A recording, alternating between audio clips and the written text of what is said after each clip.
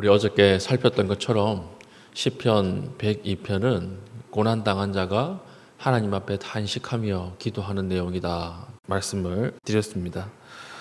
그래서 어저께는 보면 시인이 깊은 고난 가운데 있어서 기도의 내용이 나 중심이었지요. 짧은 성경 구절 안에 나라고 하는 것이 17번이나 반복이 되는 것을 살폈습니다. 고난의 위험이 거기에 있는 거예요. 고난은 우리를 기도하게 하고 고난은 우리에게 진짜와 가짜를 가를 수 있는 힘을 주지만 고난의 가장 위험한 점은 무엇이냐면 나에게 집중된다라고 하는 것이죠. 다른 사람의 문제는 보이지 않아요. 거기에 고난 깊은 한가운데 있을 때는, 고통 중에 있을 때는 생각해 보십시오. 다른 사람이 얼마나 아픈지 이런 거 생각 못 합니다. 하나님의 뜻이 어디 있을까 묵상 못 해요. 오로지 기도 제목은 하나예요. 이 고통에서 빨리 건져 주십시오. 나에게만 집중되게 만드는 것입니다. 그러니까 자칫 시험을 받을 수 있는 거죠. 자칫 더 깊은 광야로 들어갈 수 있게 된다라고 하는 것이 고난의 위험성입니다. 그래서 시인이 어저께 반복해서 17번이나 내가 이렇게 반복하게 되는 것을 우리가 보고 고난은 사람을 메마르게 하는구나 이것을 우리가 살폈습니다. 그런데 하나님의 은혜가 그 위에 임했죠. 하나님의 은혜가 임하지 않는 것처럼 보여도 고난이 왔을 때 하나님 앞으로 이끌림을 받는다라고 하는 것이 하나님의 보이지 않는 은혜이다. 이것을 우리가 동시에 살폈습니다. 하나님의 은혜가 보이지 않게 임한 결과가 오늘 본문이에요. 시편 102편에 이제 뒤에 나오는 구절들이 하나님의 은혜가 임한 결과. 이 결과는 깨달음의 은혜지요. 우리 13절 보십시오. 주께서 일어나사 시온을 긍휼히 여기시리니 지금은 그에게 은혜를 베푸실 때라. 정한 기한이 다가오미이다. 앞에서는 내가 죽겠습니다. 하나님 나를 살려주십시오. 내가 끝났습니다. 이렇게 나에 집중이 되었다면 이제 오늘 본문에서는 주어가 바뀌어요. 주어가 누구로 바뀌죠? 하나님으로 바뀐다라고 하는 것입니다. 그러니까 똑같이 어저께 내가라고 하는 말이 17번 나왔죠. 오늘 본문에 12절부터 28절까지 하나님, 주, 여호와 이 말이 똑같이 17번 나와요. 맞춘 거예요, 시인이.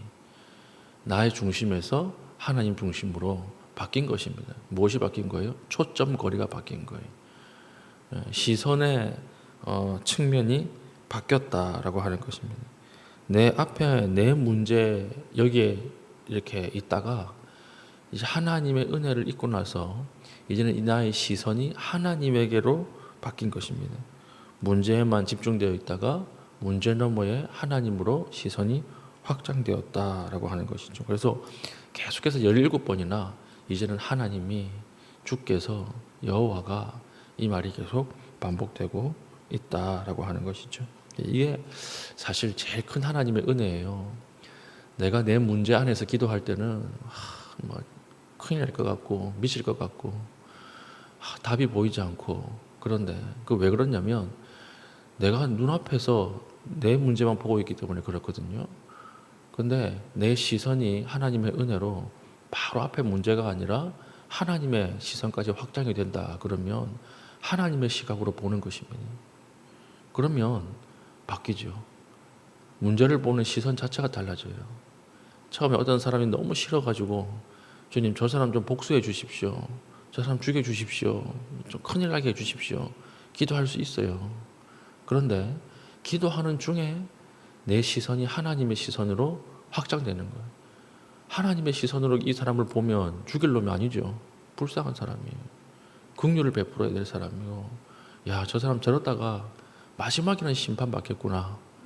여기까지 확장이 되면 그 기도가 바뀌게 된다라고 하는 것입니다.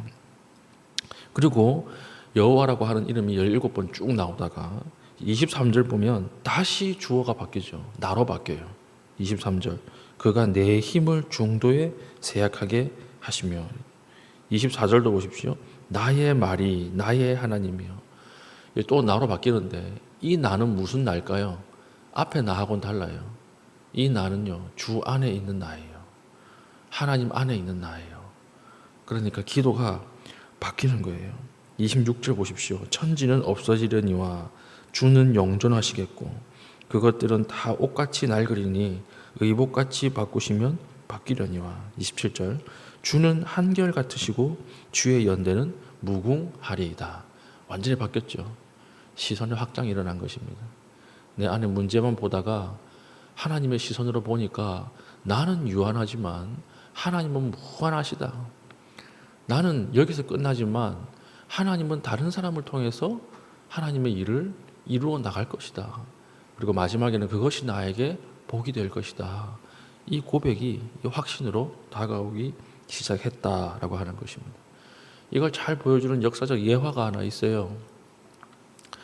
종교개혁 일어나기 100년 전에 존 후스라는 사람이 있었습니다. 존 후스. 우린 잘 몰라도 되는 사람인데 존 후스. 이 사람이 교황청에서 교황이 그 당시 가톨릭이 잘못하는 것들 있죠.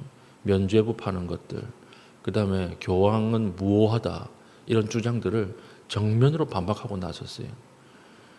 교황은 무오하지 않다. 교황은 오히려 가룟 유다에 가깝다. 그 당시에 이런 말을 했을 정도였으니까. 결과가 무엇이었겠습니까? 사형이었습니다. 불에 이제 들어가서 화형으로 죽는 사형 판결이 내려진 거예요. 그러니까 이 사람이 하나님 앞에 마지막 사형을 당하는 그 자리에서 뭐라고 이야기하고 죽었냐면 기록에 그대로 남아 있어요. 지금 너희들이 거위 한 마리를 불에 태워 죽이지만 100년 뒤에는 너희들이 절대 태울 수 없는 백조가 나타날 것이다. 우리로 치면 봉황이 올 것이다. 그 말이에요. 100년 뒤에 오는 백조는 너희들은 태울 수도 없고 잡아서 가둘 수도 없을 것이다. 그런데 이 예언대로 100년 뒤에 태어난 사람이 마틴 루터예요. 이 사람이 종교 개혁을 일으킵니다. 이 당시에 존 후스가 어떻게 알았을까요, 이걸? 이 사람 예언자일까요? 아닙니다. 하나님의 시각으로 확장되는 거예요. 시선. 지금 나는 여기서 죽지만 그러나 하나님이 이 백성, 이 세계 인류를 사랑하셔서 다시 말씀에 대한 부흥, 다시 하나님께로 돌이키는 일이 하나님 안에서 일어날 것이다. 그 예언이 바로 100년 뒤에 올 백조, 이 예언이었다라고 하는 것입니다. 똑같죠? 우리 시인과 처음에는 내가 죽게 되었습니다. 큰일 났습니다. 하나님 나를 버리셨습니까? 이렇게 고백을 했겠죠. 후스도. 그런데 깊은 하나님 안에서의 그 시선의 확장, 초점거리가 변화되니까 전체를 보기 시작하는 거예요. 하나님 앞에 마지막을 보기 시작하는 거예요. 그래서 막 죽을 때 본인은 죽지만 나는 유한하지만 하나님의 사역은 계속 이루어질 것이다. 그러면서 현재의 문제를 넘어가는 모습이 있다라고 하는 것입니다. 오늘 우리도 마찬가지입니다. 우리 이 자리에 나왔을 때는 내 문제 때문에 나왔고 내가 묶여있는 것 때문에 나왔지만 오늘 기도하는 가운데 성령께서 여러분들의 시선, 저의 시선을 하나님의 시선으로 확장시켜 주기를 축복해요. 그러면 끝이 보이는 거예요. 마지막에 보이는 거예요. 그러면 내가 라고 이야기할 때 이 나는 누가 되는 거예요? 주 안에 있는 나예요. 하나님이 함께 하시는 나가 되는 거예요. 그러면 능히 이길 수 있습니다. 오늘 하나님 앞에 우리의 시선이 확장되고 하나님 앞에 우리의 문제가 능히 넘어가는 은혜가 있기를 축복합니다. 아멘. 기도하겠습니다. 이 시간 기도할 때 하나님 눈앞의 현실을 바라보지 않게 하소서. 현실을 넘어서 영원하신 하나님을 기도하는 가운데 신뢰하게 하여 주시옵소서. 기도하신 이후에 개인적인 기도의 제목을 가지고 기도하시고 자유롭게 돌아가시겠습니다.